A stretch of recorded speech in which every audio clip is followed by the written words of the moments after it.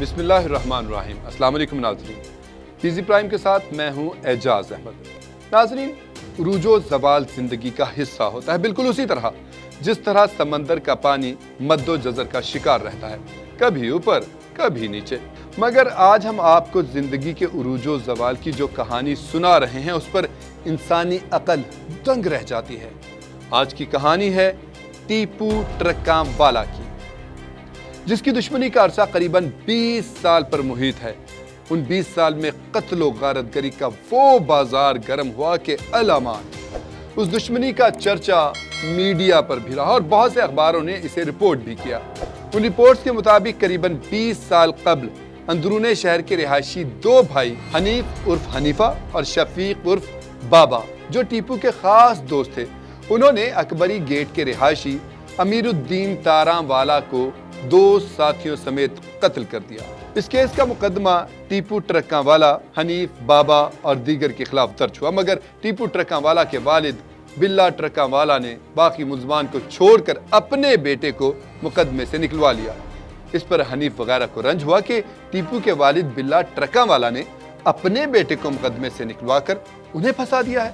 یہاں سے ان کے درمیان لڑائی کا آغاز ہوا۔ اسی لیے حنیفہ وغیرہ نے بلا ٹرکاں والا اور ٹیپو کو قتل کرنے کے لیے ان پر حملے بھی کیے، مگر خوش قسمتی سے وہ بچ نکلنے میں کامیاب ہوتے رہے۔ حنیفہ اس دوران مفرور ہو گیا اور اپنے تعلقات بھولا سنیارا سے قائم کر لیے۔ بھولا سنیارا گروپ، ہمایوں گجر وغیرہ اس دور میں دہشت کی علامت تھے۔ یہ لوگ علاقہ غیر جمرود میں بیٹھ کر اپنے گینگ کو آپریٹ کیا کرتے تھے اور بڑے بڑے تاجروں اور صنعت کاروں سے بھتہ لیا کرتے تھے۔ اس دوران بھولا سنیارا نے اپنے ساتھیوں کی مدد سے شاہ عالمی چوک میں واقع اڈے میں بلا ٹرکاں والا پر 2 بار قاتلانہ حملے کروائے۔ پہلے حملے میں تو وہ بچ گیا، مگر دوسرے حملے میں مارا گیا۔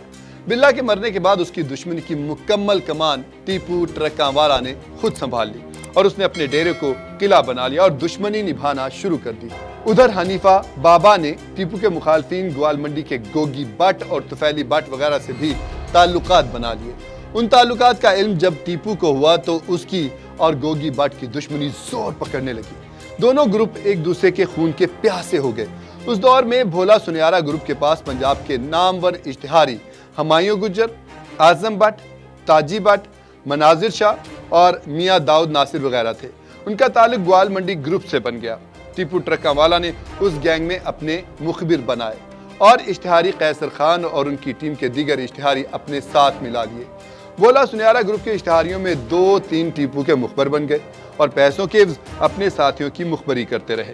اس گینگ وار کے دوران عید میلاد النبی صلی اللہ علیہ وآلہ وسلم کے موقع پر لوئر مال بلال گنج میں طاہر پرنس پر بابا، حنیفہ وغیرہ نے حملہ کیا، جس میں 8 راہگیر قتل اور تقریباً 2 درجن زخمی ہو گئے۔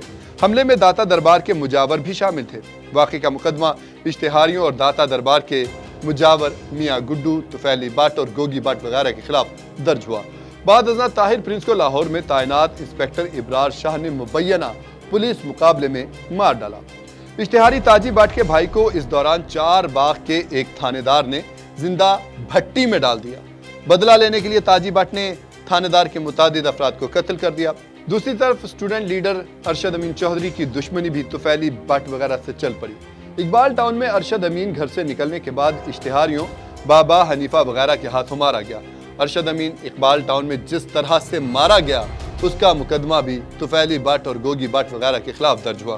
دوسری جانب ٹیپو ٹرکاں والا اشتہاریوں کے پیچھے لگا رہا اور آہستہ آہستہ اشتہاری پولیس مقابلوں میں مارے جانے لگے۔ اس دشمنی کے دوران دونوں گروپوں کے کروڑوں روپے خرچ ہوتے رہے اور ایس ایس پی رینک سے لے کر کانسٹیبل تک کے عملے کو اپنے اپنے مقاصد کے لیے استعمال کیا جاتا رہا۔ حنیفہ کو کراچی میں ایک پولیس مقابلے میں مار دیا گیا۔ بھولا سنیارا لاہور سے مخبری کروا کے جمرود میں مارا گیا، جبکہ تاجی بٹ اور ہمایوں گجر کو انسپیکٹر نوید سعید نے شاہدرہ میں مبینہ پولیس مقابلوں میں موت کے گھاٹ اتار دیا۔ ان کے دیگر ساتھیوں کو بھی پولیس مقابلوں میں مار دیا گیا۔ پولیس انسپیکٹر نوید سعید بابر وغیرہ کے ہاتھوں قتل ہو گیا، جبکہ ٹیپو ٹرکاں والا کے ساتھ جڑے اشتہاری نعیم خان اور قیصر خان وغیرہ بھی مبینہ پولیس مقابلوں میں مارے گئے۔ टीपू ट्रका वाला के बच्चे दुबई में थे, चुनाचे वो उन्हें मिलने के लिए चंद ही रोज कबल दुबई गया था। दुबई में बच्चों के साथ कुछ दिन गुजारने के बाद टीपू बुध की शाम वापस लाहौर आया।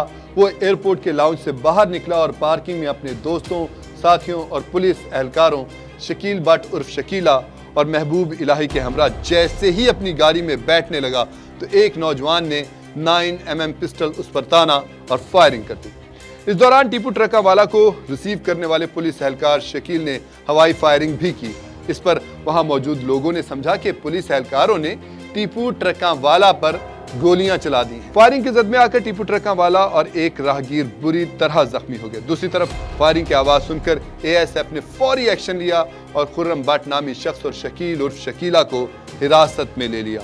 टीपू ट्रका वाला को फौरन हॉस्पिटल पहुंचाया गया, जहां 6 सर्जनों ने तकरीबन 6.5 घंटे तक उसकी सर्जरी की। बाद अज़ां उसे इंतहाई निगहदाश्त के वार्ड में मुंतकिल कर दिया गया, जहां वो तकरीबन 40 घंटे वेंटिलेटर पर रहा, मगर वो जान पर ना हो सका और जिंदगी की बाजी हार गया। एएसएफ ने खुर्रम बट को तफ्तीश के बाद पुलिस के हवाले कर दिया, जहां उसने बयान दिया कि उसके भाई को 2001 में टीपू ट्रका वाला ने कत्ल करवाया था, जिसका बदला लेने के लिए उसने टीपू पर हमला किया।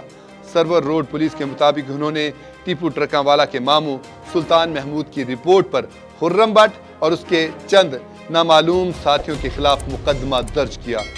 टीपू ट्रका वाला की हलाकत से 20 साल पुरानी दुश्मनी का बाब आखिरकार बंद हो गया।